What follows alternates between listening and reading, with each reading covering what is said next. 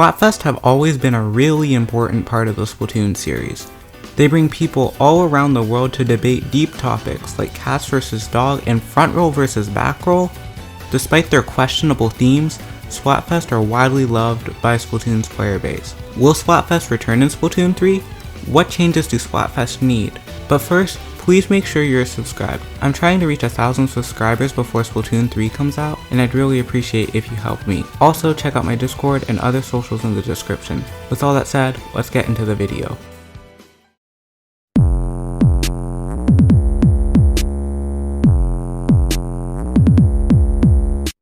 Yes.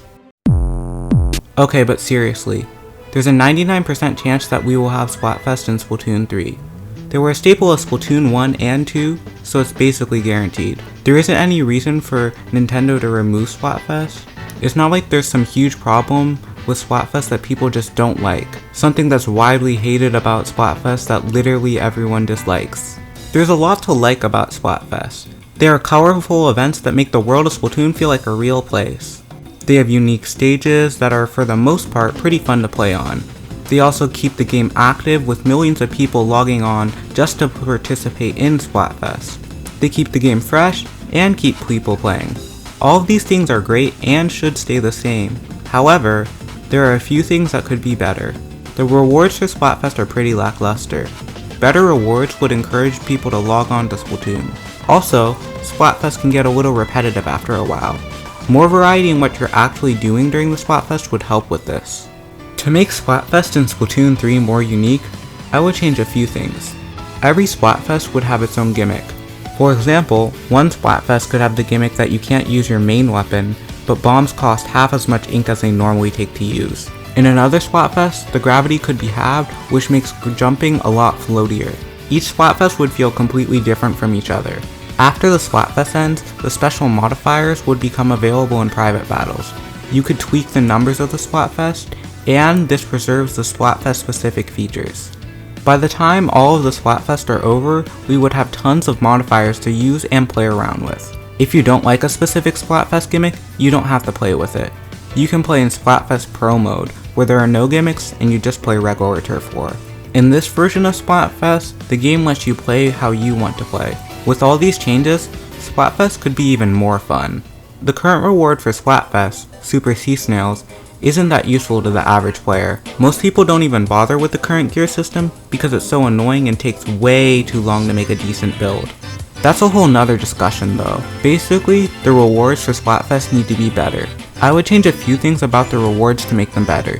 Each Splatfest would have 2 unique pieces of gear that are based on the theme of the Splatfest.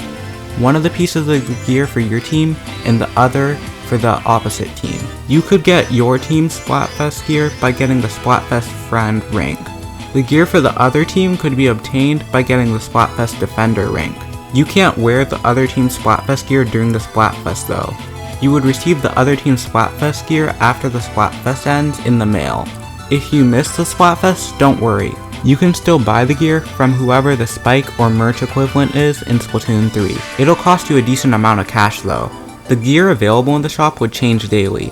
If region-based Splatfest are still a thing, you can buy the gear from foreign Splatfest here.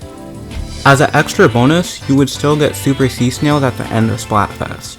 Here's a bunch of random stuff I want to see in Splatoon 3, but don't have enough to say about them to warrant an entire section.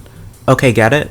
Ready, set, go. Increase the chance of 10x and 100x battles. For those who don't know, 10x and 100x battles had a small chance of happening during Splatfest battles. They would count as 10 or 100 wins respectively for the winning team. They are really cool and hype additions to Splatfest, but I and many other players never actually got to experience them. The chance for 10x battles should be increased so more people can experience them, but not so high to the point where they're relatively common. The chance for 10x battles should be at least doubled so people, especially me, can experience them. I want more crossovers with other Nintendo games. Splatoon 2 had one crossover with Smash Bros and it was really cool. I hope Nintendo does the same idea but expand it even further.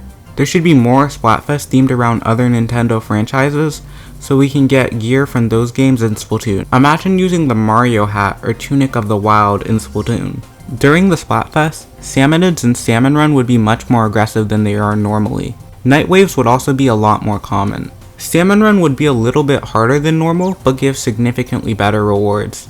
The best part is that the capsule limit that's normally there in Salmon Run would be completely removed.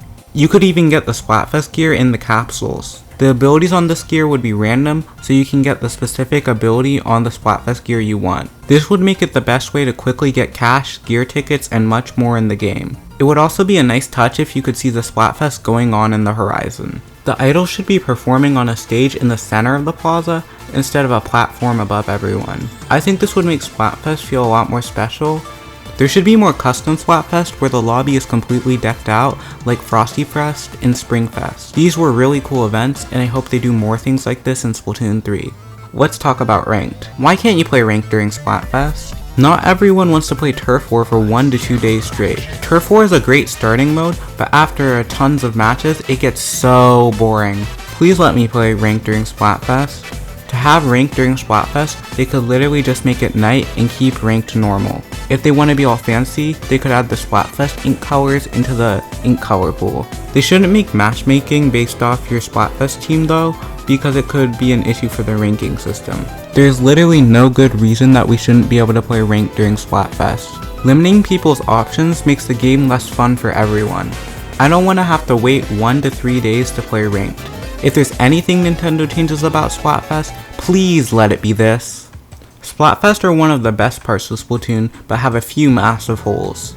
Stuff like ranked and the lackluster amount of rewards from Splatfest can really bring down the experience. Despite this, I think Splatfest will be by far the best we've ever seen in the series. What do you want to see from Splatfest in Splatoon 3? Comment below. Thank you for making it to the end of the video. If you enjoyed today's video, please consider liking and subscribing. Also, don't forget to check out my socials in the description. With all that said, have an amazing day.